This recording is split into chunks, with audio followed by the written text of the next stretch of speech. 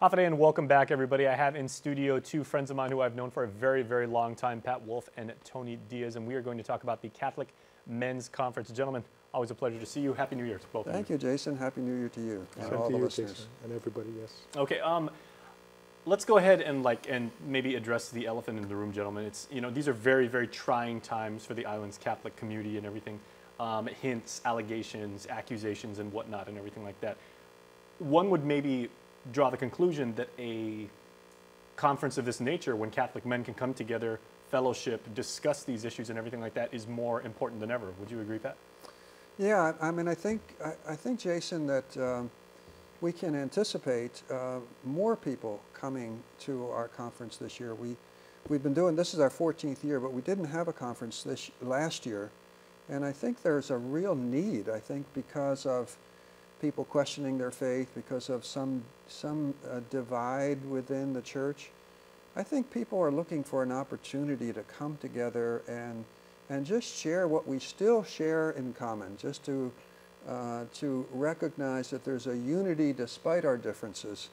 And so we're excited by the challenge of addressing issues that we face within the church. Mm-hmm. And Tony, speaking for the Archdiocese, as you always do so eloquently, as Pat just said, a lot of people are saying they maybe question their faith, maybe they question their role, not necessarily with the religion, but with the particular church to which they belong and everything like that. So I'm sure this is a very, very important time for you. Yes, and that's very understandable. We're well aware of the impact that the sex abuse situation, the flood of abuse cases has on everyday Catholics and just everyday individuals.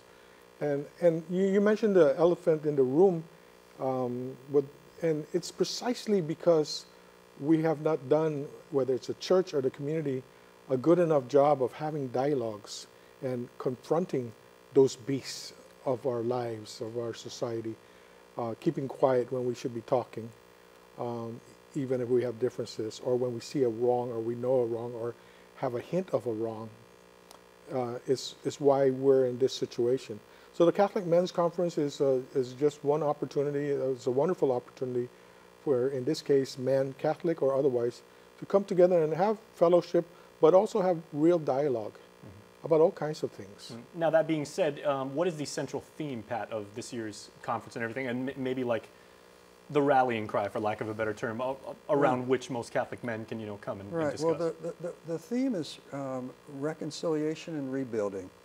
And so obviously we're trying to have a positive tenor, but as Tony said, a place where dialogue can be addressed. And men of all shapes and sizes are encouraged to come. And this is not for men who are holier than thou and really religious. This is for any men who care about their faith, or who are just exploring, who have questions. And so we welcome first-timers as well as men who have been at our 13 other conferences that we've had since the year 2000. So this doesn't just mean you're maybe grandfather age and, head of household and you've got generations under you and everything. This could be for young men, single men as well. Yeah, and two things.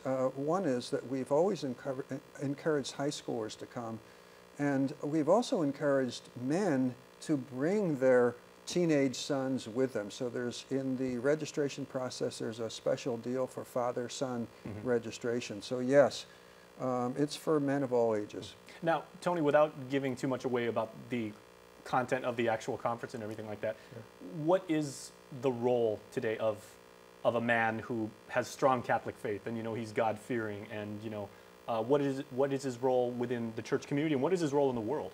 Well, I would say for all men, whether you're a Catholic, whether you're a Christian or you're not, we must be leaders. Whether we recognize it or not, we are role models. All adults and youth too are role models. But for Catholic men, the family is really important. Archbishop Burns has emphasized that time and time again. What goes on in our families, what affects our families, what affects our communities, the men should have an active role. Not just by themselves, because a family is one unit, just like the church is one unit, but certainly the father and other adults, grandparents, should recognize that everything they say or do can affect, and in fact, in many ways affects the youngsters around them. So role modeling and keeping in mind to be active and positive role models is important.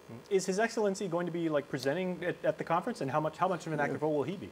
Yeah, actually a major role, and I'm very excited about Archbishop Michael Burns being with us. He's actually committed to being there for the whole conference, which is incredible, which means he's canceled every other invitation he got for that day. He's going to hear confessions, he's going to be the main celebrant for the Mass, and he's going to be a speaker, giving the opening keynote. Actually, Archbishop Burns attended a Catholic Men's Conference back in Detroit before he came to Guam. Where he's from. Yeah, so he knows it firsthand what the movement is all about. And, you know, I was so pleased. We've had a bunch of planning meetings, of course, and Archbishop Burns actually came to 2 of our planning meetings. So he's invested a lot of energy into making this conference a big success. And I've had the good fortune of being able to interview him and sit in press conferences that he's given. Tony, you've been there, of course, yourself. And my understanding has always been Archbishop Burns has always been very progressive. You know, he's promoted education and even critical thinking. But at the same time, he's like, you know, we also have to remember the fundamentals of our faith and the foundations who we are as Catholics. He has a teaching background. His mom was a teacher. He was a teacher in his early days. He was a teacher at seminaries, and he just sees the importance of that. And in fact, we all are teachers. We're learners and teachers as well. He's also a boxer, and not a lot of people know that. Oh, I didn't know that. I know he's got a background, I believe, in pugilism. Wow, I didn't know that. I knew that he was a runner. He loves to do 5Ks, but I didn't know about the boxing. Okay, yeah, I think he was telling me he did some like light boxing. Wow. Right? Okay. He's very diverse. Yeah, he is. Okay, Yeah. so let's talk about the where and the when of the actual conference. Now that people's appetite has been appropriately whetted, how can people participate? So Tony will talk about the registration, but I just want to say that it's the first time that we're having our conference at the Cathedral Basilica, which is considered the mother church and a perfect place to be when you're trying to bring people back together. So we're excited about that. Okay, Tony, is there a registration process that people have to do? Yeah, and it's a very simple process. We're really no frills, but the conference itself will be held on a Saturday, as we have had all conferences in the past, on the January 20th at the Cathedral Basilica.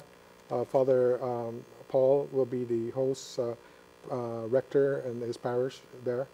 And the registration forms are available online at least 2 of our sites, the Archdiocesan website, which is archagania.org, and the Umatuna Catholic newspaper website, which is simply umatuna.org.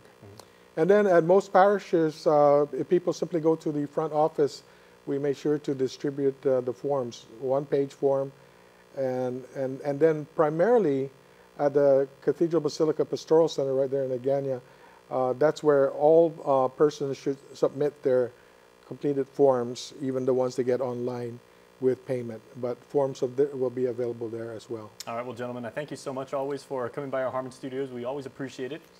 Two guys that I've known a while. Putting together a conference is not an easy thing, so congratulations on doing that, and we look forward to covering it for you. Thank you, Jace. All right, thank you both. And thank you for watching.